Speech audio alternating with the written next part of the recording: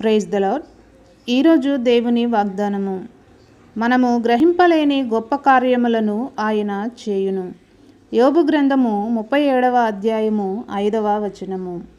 దేవుడు శక్తిమంతుడై ఘనత వహించినవాడు. ఆయనను పోలిన బోధకుడెవడు? ఆయనకు మార్గము నియమించిన వాడెవడు?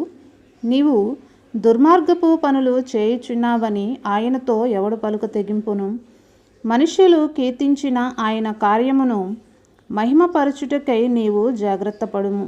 మనుష్యులందరూ దాన్ని చూచెదరు, నరులు దూరమున నిలిచి దాన్ని చూచెదరు.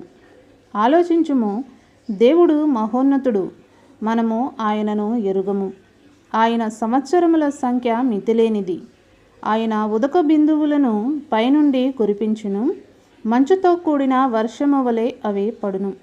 మేఘములు వాటిని కుమ్మరించును, మనుష్యుల మీద అవి సమృద్ధిగా దిగును.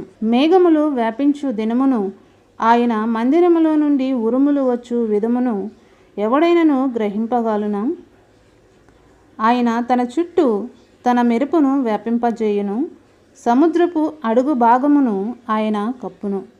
వీటి వలన ఆయన ఆయా ప్రజలకు తీర్పు తీర్చును. ఆయన ఆహారమును సమృద్ధిగా ఇచ్చువాడు. ఇరు ప్రక్కలను ఆయన మెరుపులను మెరిపించును. గురికి తగలవలనని ఆయన దానికి ఆజ్ఞాపించును. ఆయన గర్జనము ఆయనను ప్రసిద్ధి చేయును.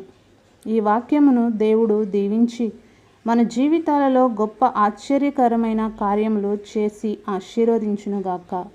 ఆమేన్.